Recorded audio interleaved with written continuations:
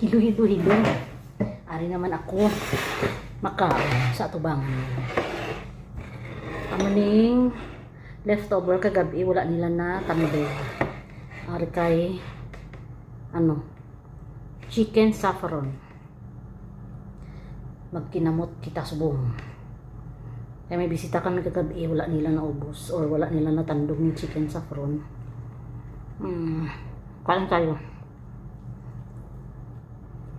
Tapos mayroon ko dito ang Pepsi. At ito yung ginawa namin ng mga kabay.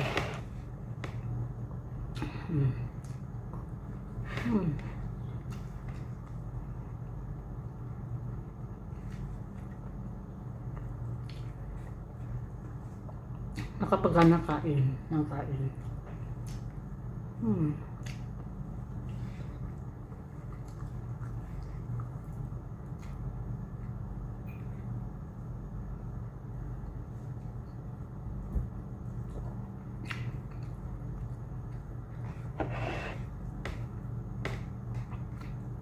Kinanglan ko magkaon sang heavy subong kay karon sa gabi.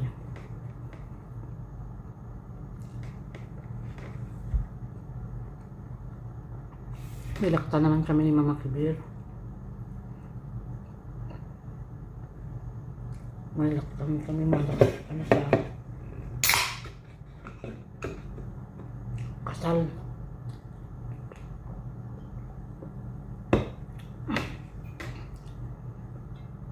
Balik man siguro ang desisyon ko nga magtinamot ba eh. Kaya akong may cream. Pinunto ito. Kasi lang. Kaya umpisahan. Tapuson.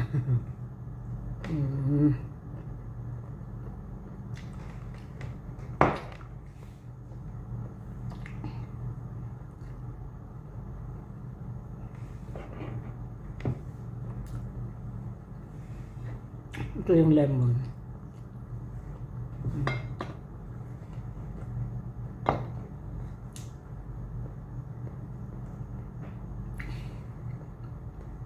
Last time na pinuntahan ko na kasal, very late na, tapos 2 o'clock na. Tapos wala pang namimigay sa iyo na juice o ano man inumin, wala.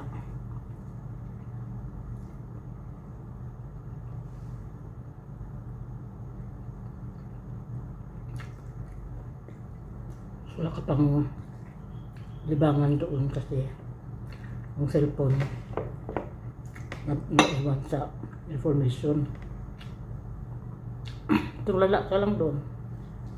Nahiya man ako manood doon sa mga nagsasayaw-sayaw.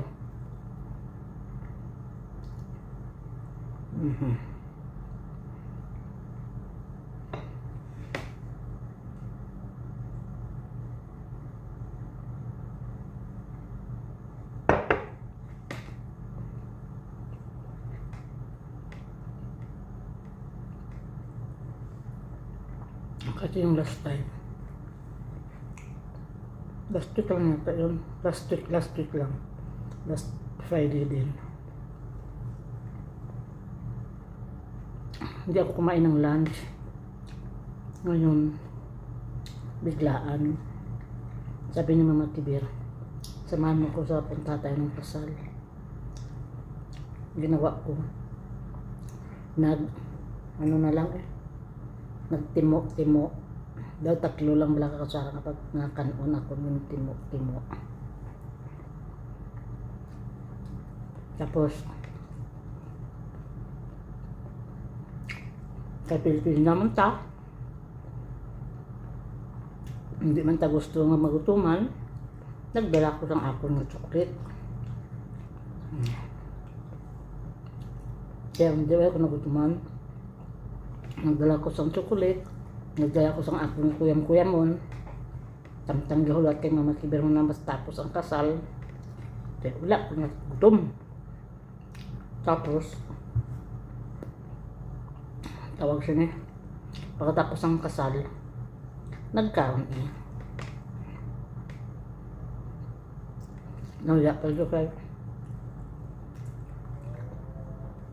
dalawa lang kami sa itong ito piyan mo siguro to.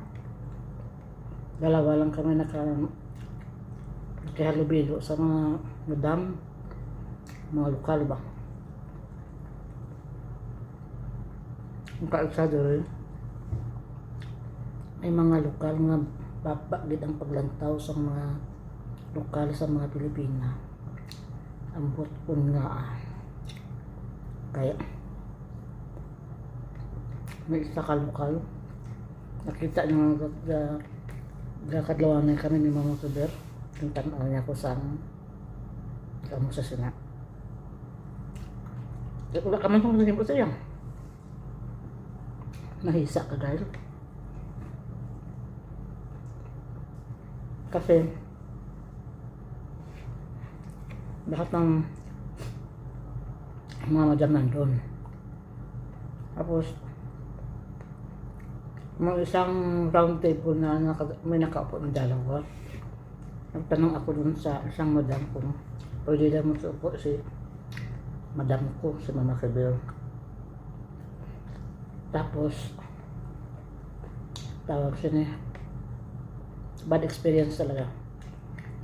Tapos, atong isa, okay lang, natapos na ang pagkaon niya. Atong isa ka madam, grabe.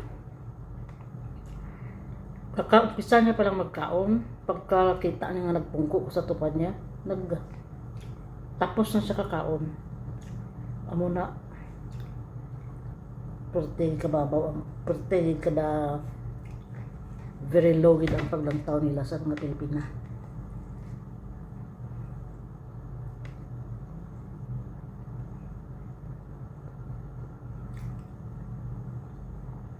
Nabalaan ko nga pag-ulang sa nagkaon kaya nga naman. Magkasundanay kami sa pagpila mo. Kaya pagpungkok kung nagtupad ko sa iya. Kaya ang gusto ng mga kibir, kung pwede na ka magkaon, kung saan ka nalamit ka makaon, dito man ko makaon. Lain man ang sa mga kibir, lain man ang ibang. Di wala ko sa mahimo. Kaya ang plano ko dito at mapungkok sa ano nila ba, waiting area. Kami mga lamisa man dito, no? Wala ko sa nahimo. Dito ko nagpungko. Pero, may tas ang mahimo. Kaya ginasunod mo lang ta sa amot, ah. So,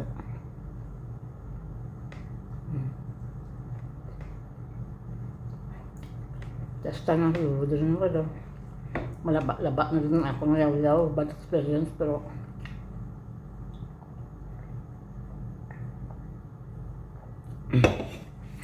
taas na pa rin tayo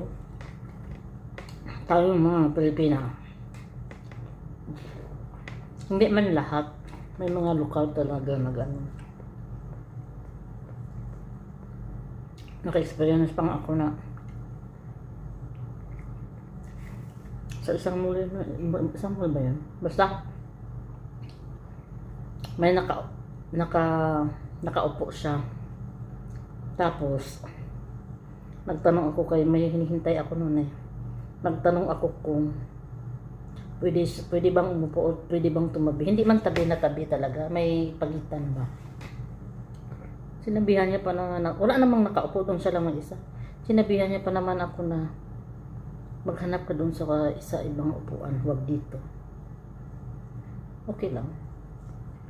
Pareha lang tayo. Hindi tayo pareha dahil may pera sila. Ako, wala akong pera, kaya nga nang katulong lang tayo dito eh.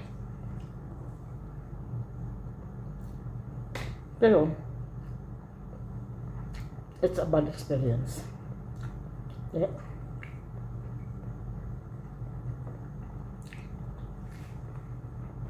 Natapos ko na.